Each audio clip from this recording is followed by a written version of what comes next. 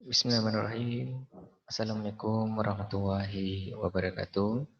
Kita teruskan topik pembelajaran kita dengan chapter 5, Organizational Structure that Support Strategic Initiative.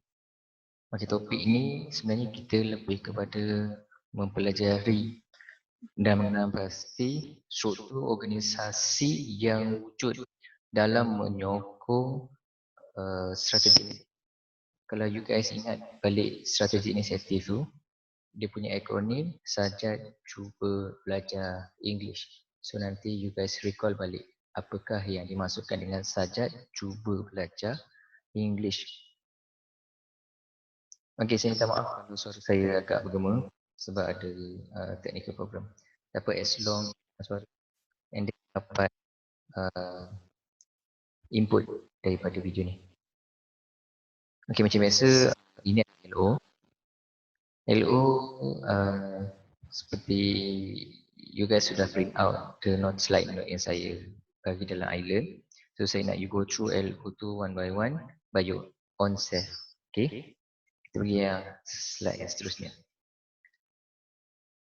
Okay, organizational structure. Struktur organisasi. Okay, kalau you ingat balik dalam subjek GT 162, struktur organisasi ini dia wujud dalam bentuk gambar piramid. Top, middle and first line manager. Kalau you guys ingat. So, itulah yang dikategorikan sebagai organizational structure. Di mana ketiga-tiga level yang tadi top, middle, first line manager, dia work close together to develop strategy initiative that can create competitive advantages. So ingat, organizational structure adalah employee must work closely together to develop strategy initiative. Itu adalah ayat penting yang you guys kenal pasti. So anda kata soalan kata please define organizational structure. So ayat penting dia adalah employee must work closely together to develop strategy initiative. Okay, yang seterusnya adalah ethic and security are two fundamental building block that organization must base their business upon. Kita pergi yang seterusnya. Kita akan go to one by one. Okay, IT role and responsibility. Okay, sebenarnya dalam organisation structure yang support strategic inisiatif ni, dalam bidang IT yang wujud adalah CIO, CTO, CSO, CPO dan CKO. So, bila kita nak cuba ingat the all position, dia agak sukar sedikit. So, saya kongsikan sedikit akronim yang saya buat. Kalau you guys ada akronim tersendiri pun tak ada masalah, you guys boleh buat. Ataupun you guys nak kongsi dengan rakan-rakan pun tak ada masalah. Kita tengok dulu contoh akronim yang saya buat. Saya kongsikan dengan you guys.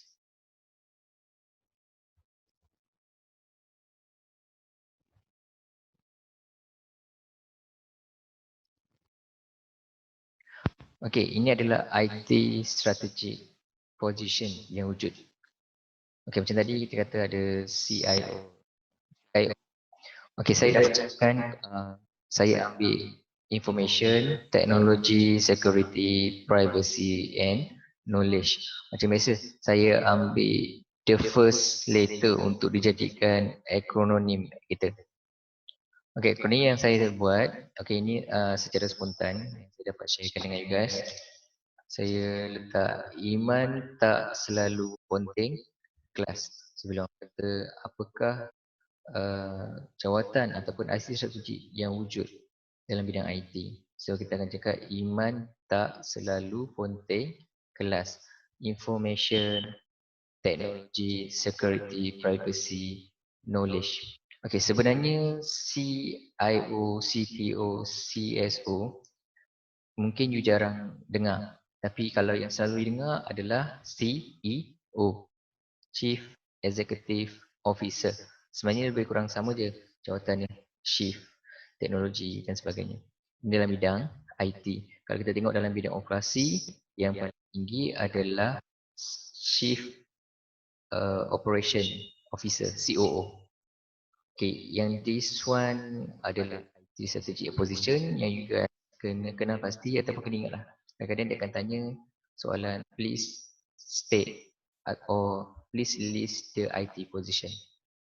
Okay, kita kembali kepada slide kita yang tadi.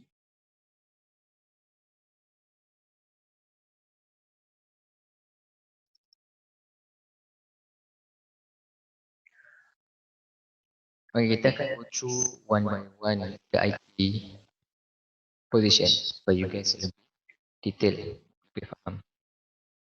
Okay, CI, Chief Information Officer. Saya tadi ambil I, Iman.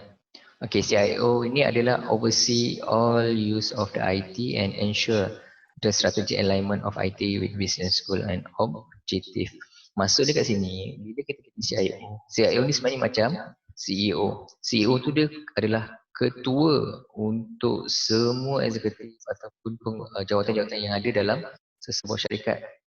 Tapi CIO ini dia adalah ketua yang mengelola ataupun yang memantau dalam bidang IT dalam sesebuah syarikat. Contoh macam kalau kita tengok syarikat telekomunikasi, Media Prima, Astro dan sebagainya, mereka ada CIO masing-masing untuk memastikan kelancaran perniagaan. Kelancaran apa yang mereka nak lihat, oversee all use of IT. Maksud dia akan memantau semua penggunaan teknologi. Contohnya macam di Malaysia, penggunaan IT mestilah dipantau oleh SKM, Suruhanjaya Komunikasi Malaysia. So CIO ni akan memastikan sebarang pelaksanaan pengurusan IT dalam syarikat mestilah memenuhi ataupun mengikuti undang-undang sesebuah negara yang mereka laksanakan. Kadang-kadang kita ada Astro di Malaysia, Suruhanjaya Komunikasi Malaysia, lain dia punya undang-undang. Tapi once you penetrate, pergi ke negara Indonesia, Aussie dan sebagainya, you sebagai CIO, you kena pasti pula undang-undang luar negara. Bagaimanakah penggunaan teknologi di sana. Contohnya macam di Singapura ataupun di Israel, awak sesebuah syarikat tidak boleh mengiklankan bendera Palestin sebagai contoh. Jika ada tayangan ataupun perangai Palestin, you guys dia akan ambil tindakan undang-undang ataupun tindakan bergantung kepada negara. Itu oversee all this IT maksudnya. Manakala untuk ensure the strategic alignment with IT business goal and objective, maksudnya dalam bidang IT ni mereka ada develop macam-macam jenis software, apps ataupun plan yang untuk dilaksanakan yang menggunakan IT yang melibatkan semua department. Tapi CIO ni akan memastikan pelaksanaan strategi yang dirancang itu dia tally ataupun seiring dengan business goal dengan objektif yang telah ditetapkan. Okey, sebagai contoh, kita boleh tengok siaran Astro sekarang.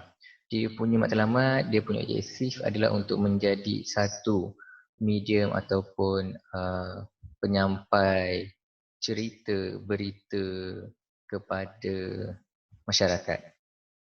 Sekarang kita tengok CIO, mereka cuba menyusun strategi baru. Kalau kita boleh tengok siaran 107 sebagai contoh, NTV7 telah ditukarkan dengan siaran yang dahulunya 131 warna tak silap saya atau Korea, telah ditukarkan kepada 107. Kenapa? Mungkin Astro cuba untuk memudahkan pelanggan-pelanggan untuk melihat siaran-siaran yang menjadi siaran kegemaran. So tidak perlulah untuk dia lompat ke nombor yang lebih besar. So perubahan strategi yang dilaksanakan itu masih lagi mengikuti ataupun align dengan business goal and objective, di mana Astro targetnya adalah profitable, menyampaikan berita dan siaran. So, benda tu masih berjalan, cuma pelaksanaan ditambah baik sedikit. Itu tugas CIO. CIO ni sebenarnya besar tugasnya. Dia bidang IT, dia akan melihat dan sebagainya. Okey, dalam bidang CIO, dia ada 3 function keluasan CIO. Bawah CIO, normally bawah CIO akan ada 3 position lagi ataupun 3 subordinate CIO. Kita ada manager, leader, communicator. Okey. Kalau you ingat balik level of management MJT 162, kita ada top, middle and first line manager. Jadi, kalau you guys tengok, kita letakkan function ni dalam kategori level of management. Manager ni akan jatuh kepada middle management. CIO top management, manager middle management, manakala leader and communicator akan jatuh kepada first line manager. Kalau ingat lagi, sebenarnya bawah first line manager akan ada operator. So sebenarnya communicator itu adalah operator, tapi saya ambil 3 saja dulu. Top, middle, first line. So top kat sini CIO, middle manager, first line adalah leader and communicator. Okey, tugas untuk middle management manager adalah ensuring the delivery of all IT project on time and within budget. Okey, sebenarnya kalau you tengok manager ni nak memastikan kelancaran semua perancangan teknologi dalam sesebuah syarikat yang telah dirancang dapat dilaksanakan dengan memenuhi ketentuan masa dan bajet yang telah dibutuhkan. Okey, kalau you tengok ini contoh yang saya boleh bagikan. Kalau you tengok contoh rancangan Gegar Vaganza, dia ada contohnya floor manager. Floor manager ni dia akan memastikan kamera-kamera akan berada di sudut-sudut yang sepatutnya agar penonton dapat melihat rancangan di siaran televisyen di setiap sudut. Itu dia nak memastikan delivery oleh IT project and on time. Tugas floor manager ni dia akan memastikan bila kata 10 minit je pengacara majlis bercakap. So dia akan remind the time. Okay, within the budget, kita tengok budget. Kalau you guys ada budget sebagai contohnya saya sebelum ni, peruntukan yang ditaja oleh sponsor tu adalah 5 juta. So dalam 5 juta tu apa yang manager ni boleh bagi kat atas pentas tu? Dia nak bagi contohnya lampu kelap-kelip, nak bagi firework dan sebagainya. Itu tugas manager yang memastikan. Okey, kita pergi kepada first line manager, leader. Leader akan ensuring the strategic vision of IT is in line with the strategy vision of the organisation. Senang cerita, leader ni senang, dia adalah sebagai dalam kalau kita ambil tadi macam Gegar Vaganza tu, lepas floor manager, senang kita dia ada supervisor ataupun selain supervisor dan seangkatan dengan dia. Dia akan memastikan benda berjalan dengan lancar, dia pemantau di bawah subordinate manager. Manager tu adalah bos ni, subordinate dia adalah leader. Last sekali yang macam kalau dalam piramid management tu yang untuk operator adalah communicator. Communicator ni building and maintaining strong executive relationship. Okey, yang ini communicator dia cuba membina dan mengekalkan hubungan eksekutif dengan stakeholder. Maksudnya stakeholder ni kalau kita ingat balik dengan MJT 162, stakeholder STAKE, stakeholder adalah orang yang berkepentingan. Manakala stockholder itu adalah pemegang saham. Pemegang saham stock, STOCK. Okey, sekarang communicator dia nak menjaga, senang cerita dia nak memastikan hubungan antara dengan stakeholder baik. Macam dalam rancangan gambar Ganza tu, stakeholdernya adalah orang-orang yang ataupun syarikat-syarikat yang memberi kerajaan. Contohnya macam Farmfresh, DG, Ufamo dan sebagainya. So communicator inilah yang akan berunding di sebalik tabir mereka dalam bidang IT untuk memastikan macam mana tayangan ataupun iklan-iklan berkenaan stakeholder di televisyen, di Astro ataupun di Gegar Vaganza di program itu memuaskan stakeholder. Contohnya berapa minit, berapa saat, waktu prime time ke. Prime time ni adalah waktu dan waktu kemuncak. Contohnya tengah tengok berita, ada iklan 2 minit ataupun seminit, itu adalah prime time. Okey. Ini baru satu position yang kita cuba explain. Kita masuk position yang kedua.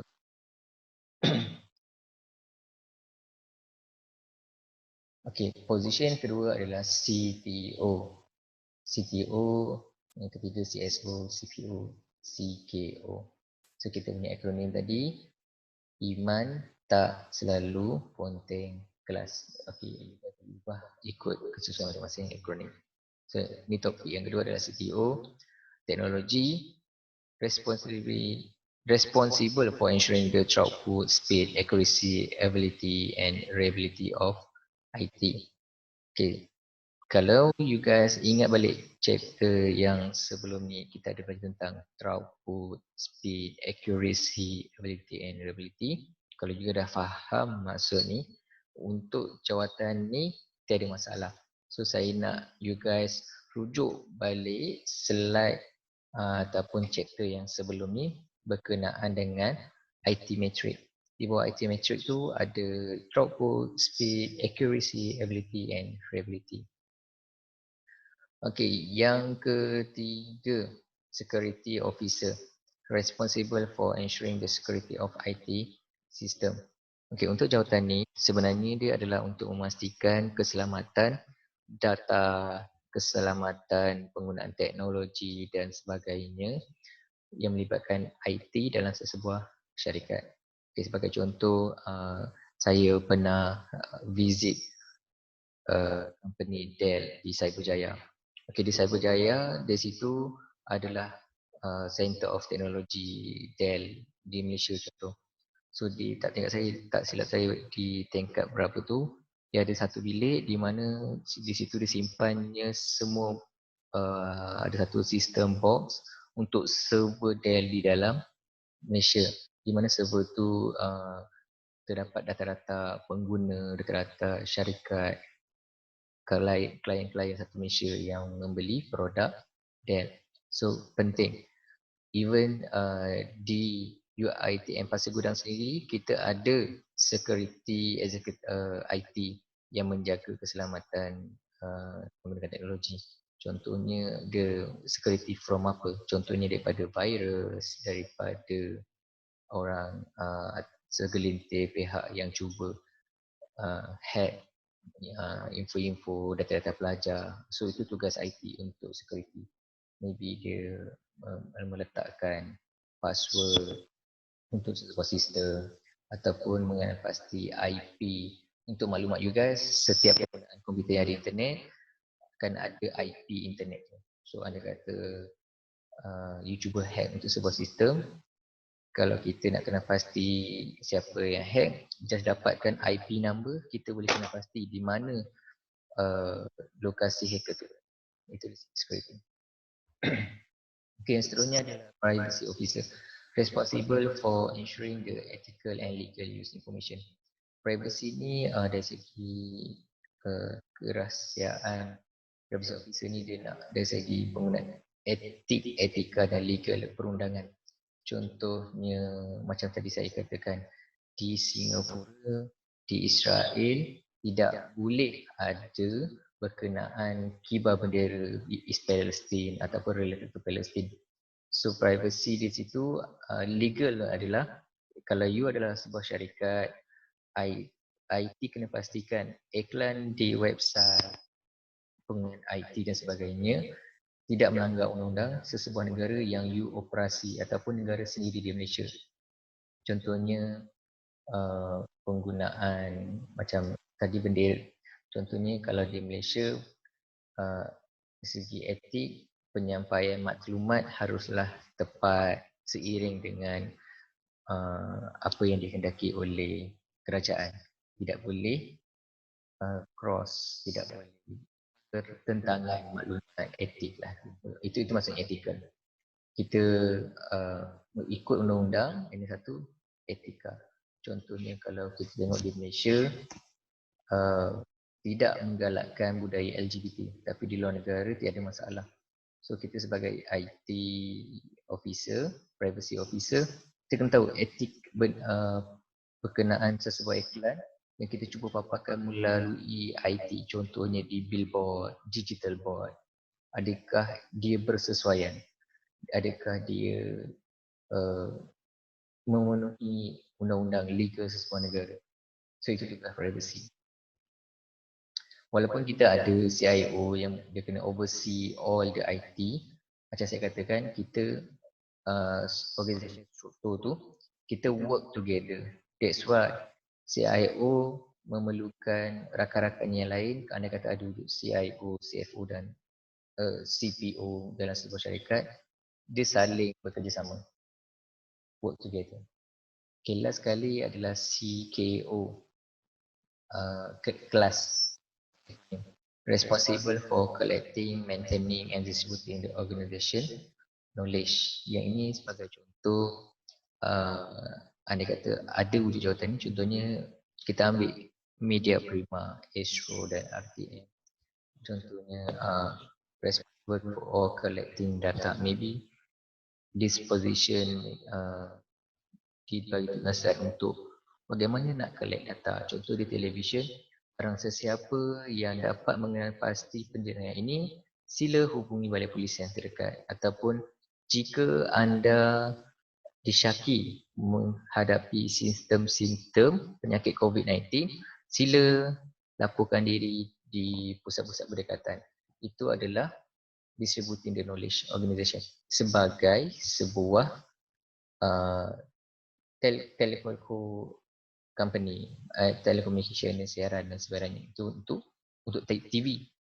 Andai kata kita ambil siaran radio, macam mana nak collecting data, maintaining and distributing knowledge bergantung kepada sesebuah syarikat core tu. Kalau core dia bidang adalah siaran televisyen, radio, itu tugasannya. Contohnya kalau kita ambil dalam UITM sendiri, andai kata kita ada Chief Knowledge Officer IT. So maybe tanggungjawab orang IT untuk collecting data. Maybe collecting data through IT berkenaan penginapan pelajar, berkenaan akademik pelajar, berkenaan core pelajar dan sebagainya. Maintaining, sebagai contoh, kalau kita tengok sekarang, you guys ada sistem island, student portal dan sebagainya. Siapa yang maintain tu? Kadang-kadang di UiTM tak ada CKO, tapi kita ada IT executive dan sebagainya. Kita tengok level. Kalau macam this one mostly digunakan di private sector. Kalau di government yang tinggi maybe executive dan sebagainya. So ini just saya bagi contoh supaya you guys lebih faham. Okay, itu saja untuk IT role responsibility. Iman tak selalu penting kelas. Okay, skill pivotal for success in executive IT role. Okay, ini maksudnya skill yang harus dimiliki ataupun yang patut ada bagi seorang executive IT role. Pertama, ability to communicate effectively, strategic thinking, understanding business process operation, negotiation, knowledge, technical. Ini tak ada masalah. Ini semua adalah fakta. Anda kata ada soalan yang kan, please explain what skill should we have in IT role eksekutif, okay, you guys boleh nyatakan ability to communicate effectively, strategy in thinking, planning dan sebagainya. Andai kata you guys tak mampu untuk hafal poin yang ada dalam slide ni, cadangan saya, you guys boleh nyatakan selain daripada slide, tetapi jawapan itu mestilah similar meaning ataupun mempunyai maksud yang sama dengan skill-skill yang dinyatakan. Andai kata you tak ingat, andai kata betul-betul tidak tahu, tak apa, you guys tulis je jawapan yang secara general. Jika andai kata jawapan itu boleh diterima pakai, insya-Allah panel yang menanda kita akan timbang tara terima ataupun tidak. Okey, seterusnya adalah the gap between business personnel and IT personnel. Kita nak tahu jurang ataupun gap antara business personnel. Siapa business personnel tu? Dia macam marketing, accounting, person, sale dan sebagainya, orang-orang business. Manakala IT personnel ni merujuk kepada orang IT ataupun department IT. Apa gap between yang ada antara dua pihak ni? Kalau kita tengok business personnel post expertise dalam bidang marketing, account, sale, finance dan sebagainya yang ada di dalam sesebuah syarikat. Kalau you ingat balik topik yang pertama, chapter 1, saya pernah menanyakan department apa yang wujud dalam sesebuah syarikat. Contohnya marketing, account, sale, logistik, apa lagi? Finance dan okey. Department-department yang you guys sebutkan dalam topik yang pertama, chapter yang pertama, itu adalah business personnel. Sekarang kita nak compare, tengok apa gap dia dengan IT personnel. Okay, IT personnel have the technological expertise. So mostly as we know, IT personnel memang mahir dalam bidang IT untuk perbaiki komputer, sistem, apps dan sebagainya, itu memang bidang IT. Tapi nowadays, secara realitinya, business personnel pun dah hampir untuk cuba menguasai IT personnel. You tengok kalau business personnel, marketing, sale account, mereka pun harus cuba menguasai teknik IT dari segi bidang aspek aplikasi apps penggunaan. Bukan secara menyeluruh tapi tahu basic of IT. Okay, this typically cause communication gap between the business personnel and personnel. Okay, ini adalah penyebab kadang-kadang masalah komunikasi antara business personnel dengan IT personnel. Bila kita bayangkan saya seorang pensyarah bersebelahan duduk sebelah guru, profession yang sama bidang pendidikan tapi berbeza peringkat sekolah, peringkat universiti. Lain kami punya klien kami adalah murid sekolah, pelajar universiti. So berbeza minda, berbeza pemikiran, ada gap ni macam mana kita nak mengajar. Sama juga dengan business personal dengan IT personal. Dua-dua person ini dalam bidang yang sama, iaitu bidang perniagaan ataupun dalam satu syarikat yang sama, cuma berbeza bidang. Business personal lebih kepada business, IT lebih kepada IT. Tapi bila duduk bersebelahan, apabila nak bercerita tentang syarikat dan sebagainya, dia akan menjadi isu kerana satu, maybe kerahsiaan data dan sebagainya tidak boleh kongsi sesama department, dan skill communication tu memang akan ada cause the communication itu. You bayangkan saya letak kita di sini ada kelas 4A, saya ada Azmil. 4B kita ada Iman sebagai ketua. Saya letak Azmil, saya letakkan Iman bersebelahan duduk. Dia bagaikan langit dengan bumi. Dia bagaikan syurga dan neraka. Bayangkan saya letak Azmil, bila saya nampak Azmil daripada jauh, seolah-olah satu cahaya yang menerangi jalan, yang menunjukkan mana perjalanan. Manakala letak Iman, bila kita tengok ke arah kegelapan.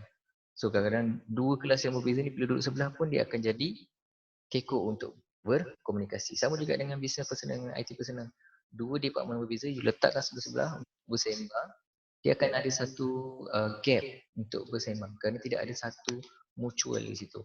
Dan lah kalau dia ada satu mutual, satu persamaan, insya-Allah dia tak ada masalah di sini. So ini masalah yang wujud. Tapi realiti sekarang, perkara ni semakin lama ditambah baikkan ataupun cuba diselesaikan oleh sebuah syarikat. Gap tu semakin berkurang. Macam-macam lah caranya. Contohnya melalui team building, training dan sebagainya. So yang ini adalah fakta yang you guys belajar. Tapi realitinya yang untuk you guys tahu, gap-gap ini biasanya human resource akan cuba kurangkan melalui training dan sebagainya. Okay, macam mana nak improving the communication? Macam mana you nak improvise untuk gap ni? Okay, business personal masih increase their understanding of IT. Okay, macam saya cakap tadi, business personal, orang marketing, orang sales, orang finance, dia kena mencari dan memahami juga bidang IT. Serba sedikit, tak banyak, basic menggunakan IT, sistem dan sebagainya. Sama juga dengan IT personal. Dia pun kena mempelajari berkenaan business.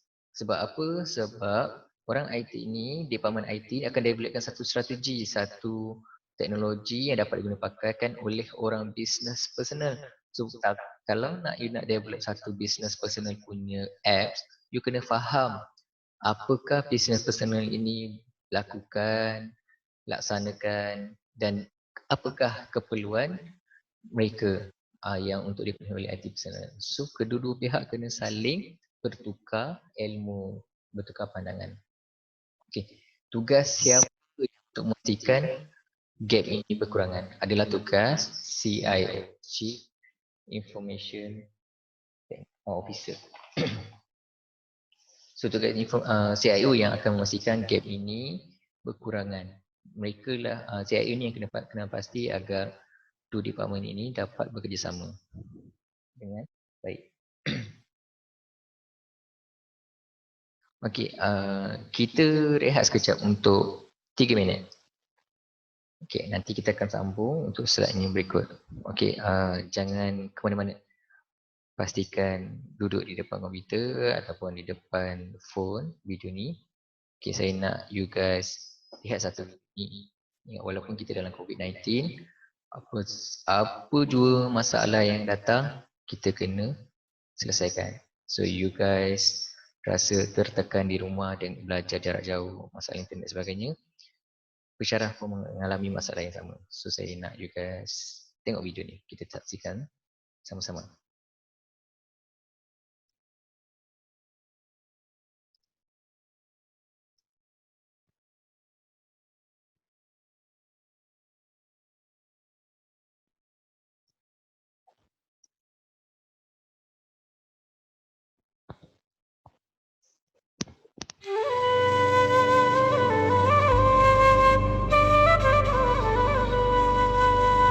Here at the edge of the morning, a nation is rising and we see the fight. Here at the edge of the morning, the shadows are fading and I see the light.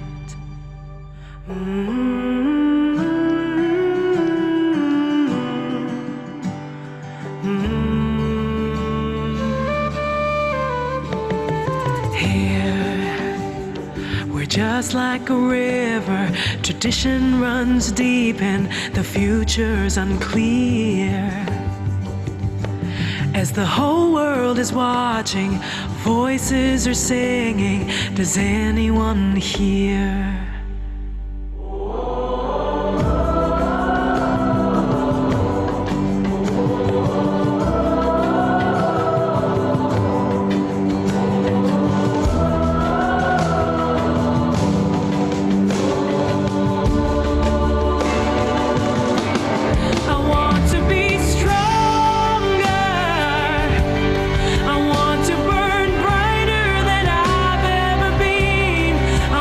To be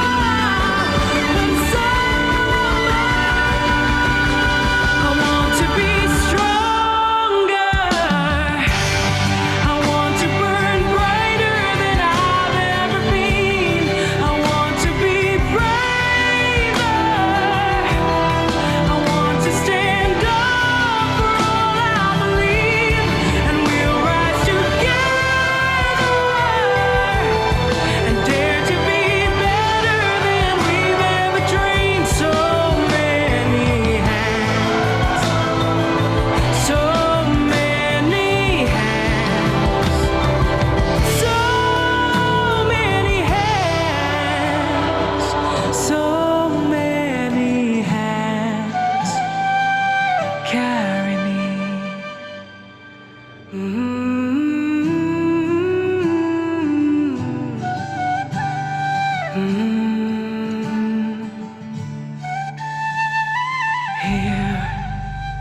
at the end of the journey, I look behind me, and what will I see?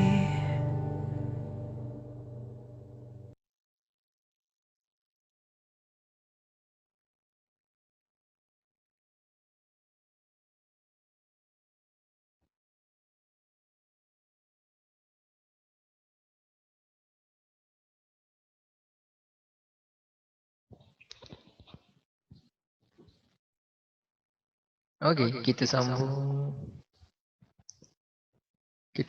sambung untuk slide yang seterusnya.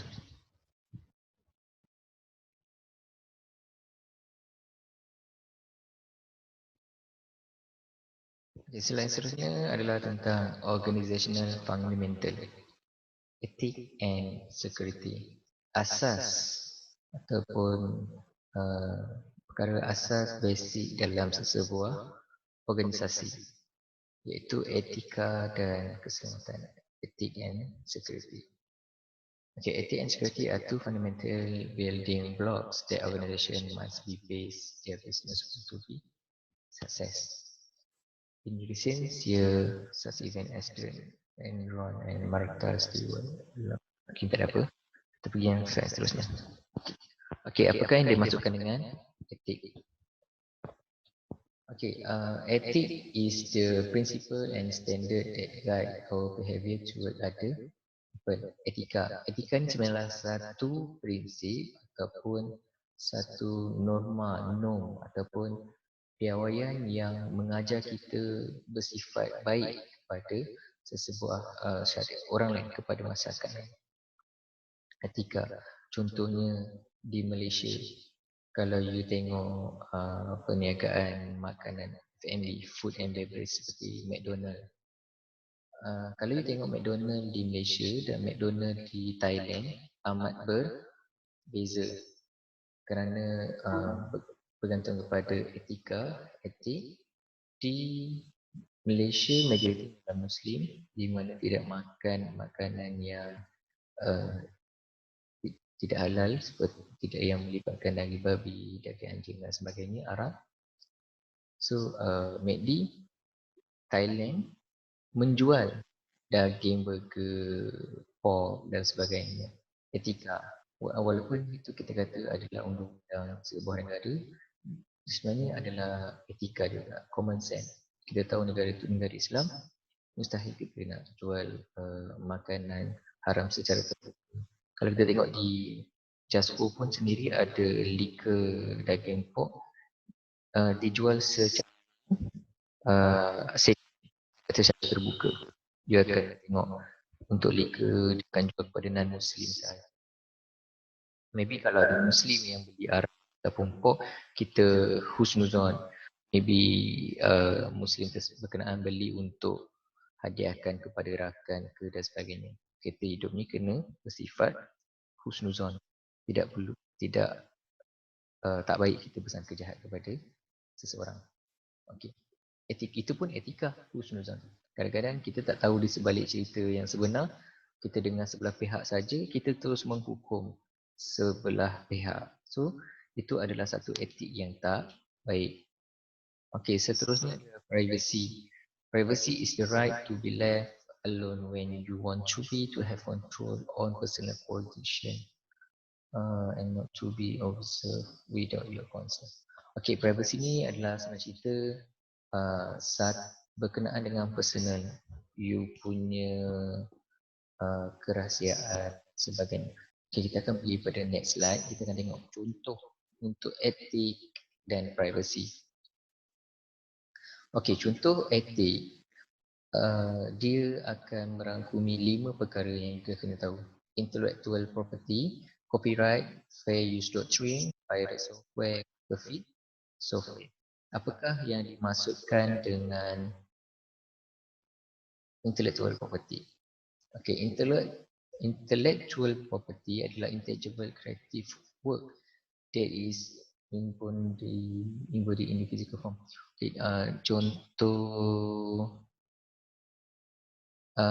Contoh intellectual property IP ni adalah contoh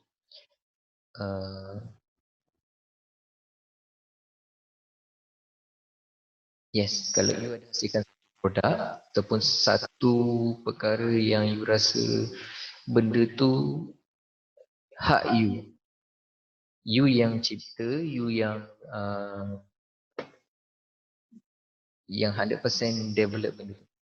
Contohnya kalau kita tengok yang current previous year ada masalah IP, intellectual property adalah tudung Farida. Sebelum ni Farida tidak mendaftarkan tudung, jenama tudung ataupun design sebagainya.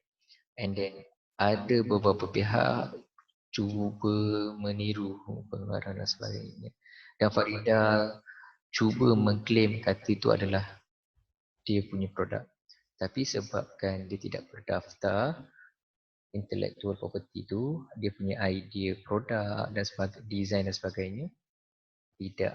So perkara tu dipanjangkan di mahkamah. Okey. Intellectual property ni kalau kita nak daftar, perlu berdaftar di mana? Kita perlu daftarkan di MyIPO. Ejaan dia MYIPO. Dalam bahasa Melayu dia adalah Perbadanan Harta Intelek Malaysia. Intellectual. So, MyIPO ini yang mendaftarkan, yang you akan datang mendaftar untuk semua jenis intellectual property, design, produk, jenama dan sebagainya. Manakala copyright, protection of and expression and idea seperti such as song, video game dan sebagainya. Okey, copyright ini sebenarnya merujuk kepada hak penciptaan suatu idea, perkara benda yang tidak nampak. Kalau tengok IP tadi, intellectual property, dia adalah satu benda yang kita nampak. You designkan kereta, designkan kipas, kereta terbang dan sebagainya. Itu adalah intellectual property. Fizikal yang kita nampak. Manakala copyright ni benda yang tak ada fizikal. Maybe dia benda perkara yang tak nampak. Contoh macam lagu, video game. Benda tak boleh disentuh. Tapi dia adalah copyright. Itu yang dimaksudkan dengan copyright. Benda ni pun, perkara ni copyright berdaftar dengan MyIPO. Even lagu sesebuah penyanyi nak riliskan lagu, dia kena daftar dulu. Copyright kita panggil patent.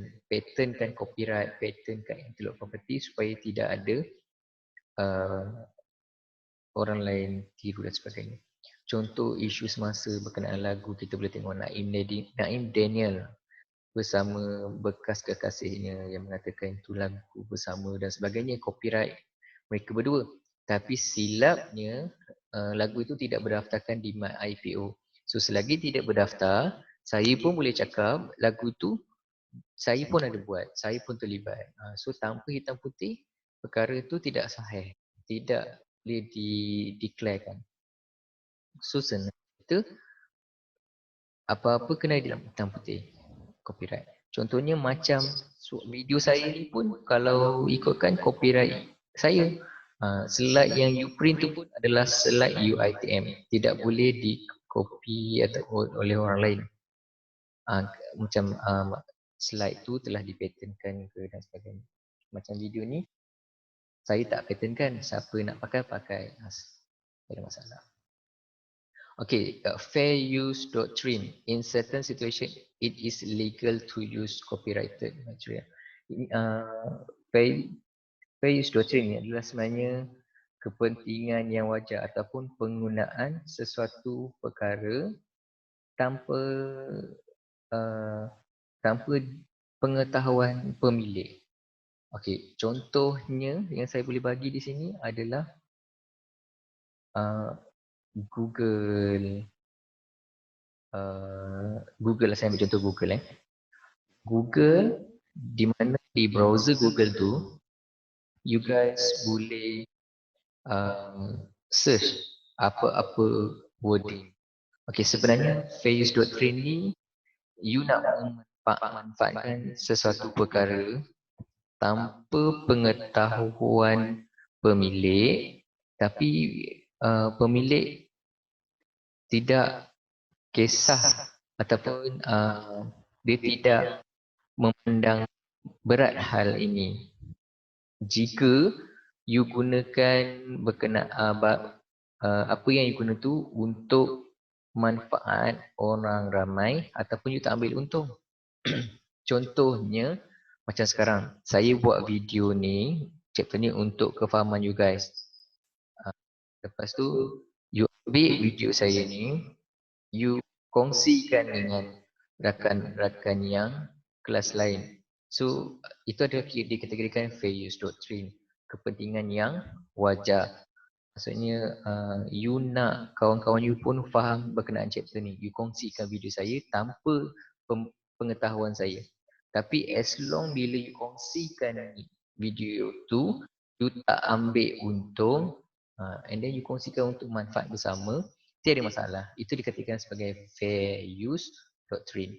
Di mana situasi tu legal to use.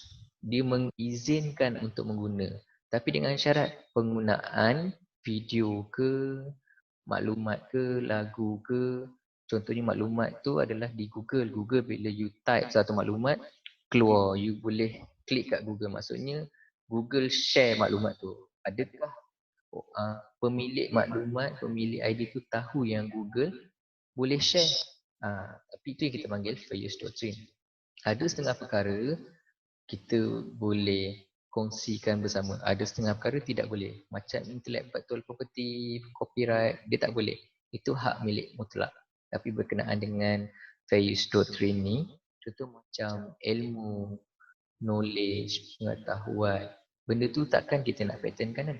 Contoh fair use doctrine, penggunaan baju teluk belanga di Johor, lehernya berbentuk bulat.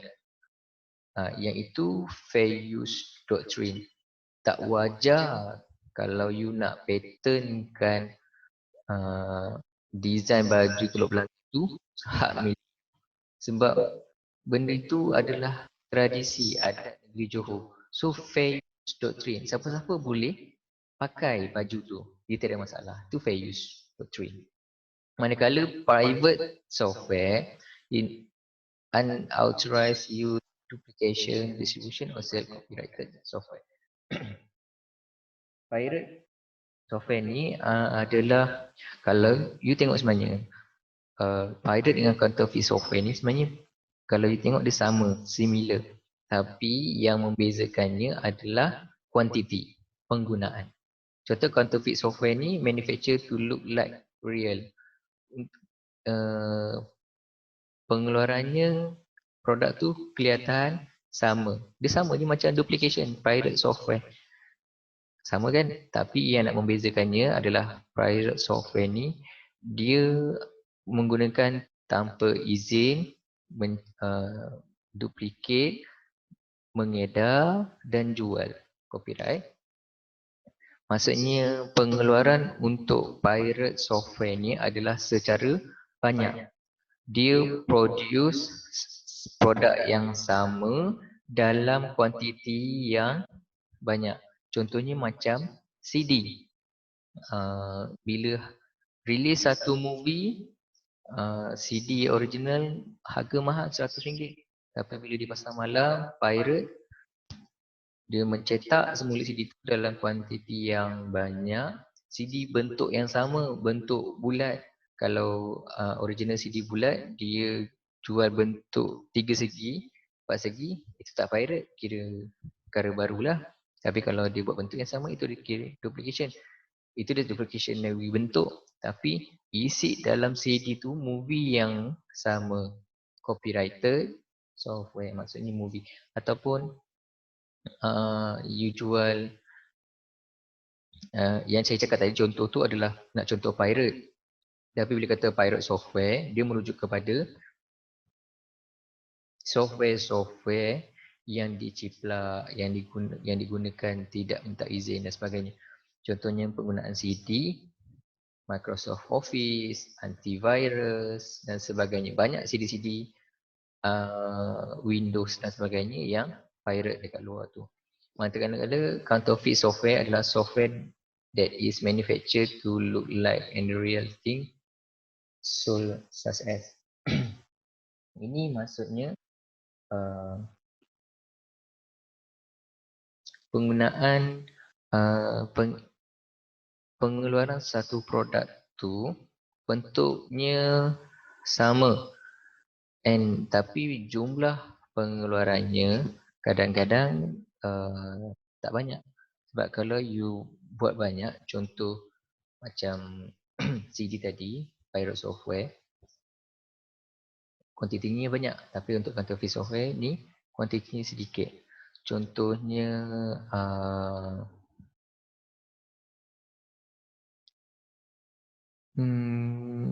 kalau contoh saya ambil counterfeit lah saya contoh.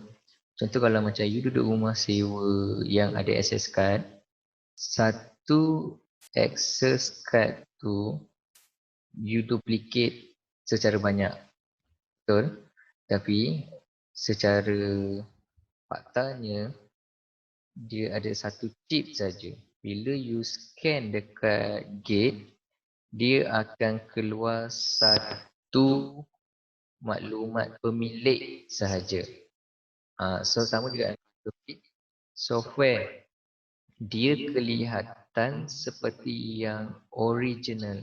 Contohnya kalau you tengok macam CD antivirus yang jual di luar, satu CD antivirus boleh diguna pakai untuk 3 orang sahaja. Contoh, satu CD antivirus 3 orang. So 3 orang tu dah beli CD tu.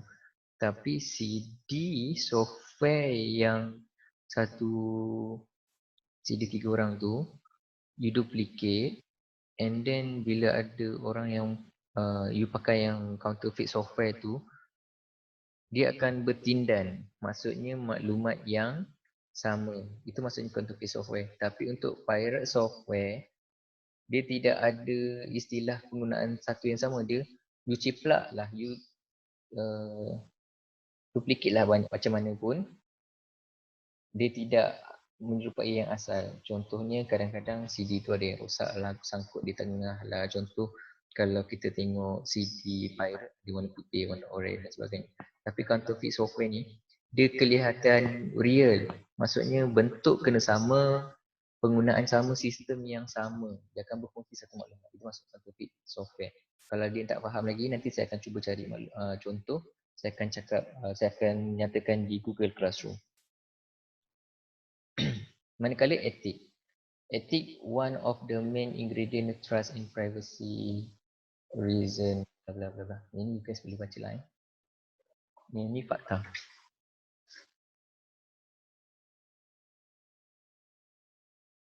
Sorry. Security yang seterusnya. Okay, security. Information security, the protection of information from accidental or intentional misuse by person inside and outside.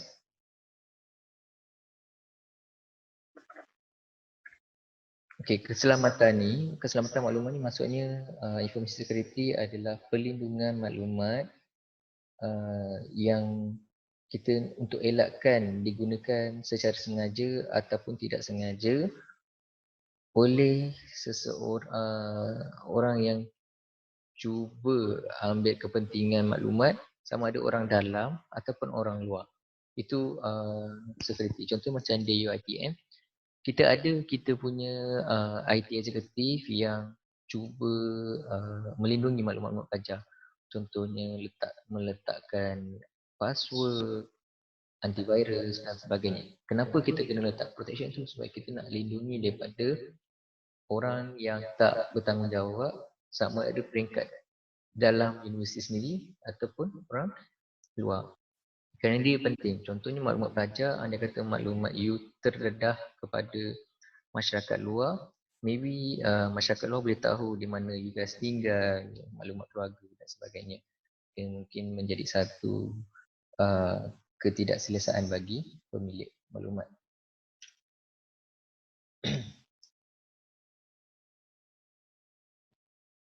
Okey, selesai sudah untuk chapter 5. Okey, selepas you lihat video ni semua, saya nak setiap orang untuk menjawab 3 soalan berkenaan ni, and then saya nak you guys jawab secara bertulis dalam Google Classroom. Nanti saya akan createkan soalan ni dan sediakan ruangan jawapan untuk you guys jawab. Okey, itu saja untuk chapter 5. Terima kasih kerana meluangkan masa bersama-sama saya untuk kita mempelajari chapter 5. InsyaAllah kita akan bersambung lagi dengan untuk topik ke-6. Okey, bismillah. Wabillahi taufiq wal hidayah. Wassalamualaikum warahmatullahi wabarakatuh.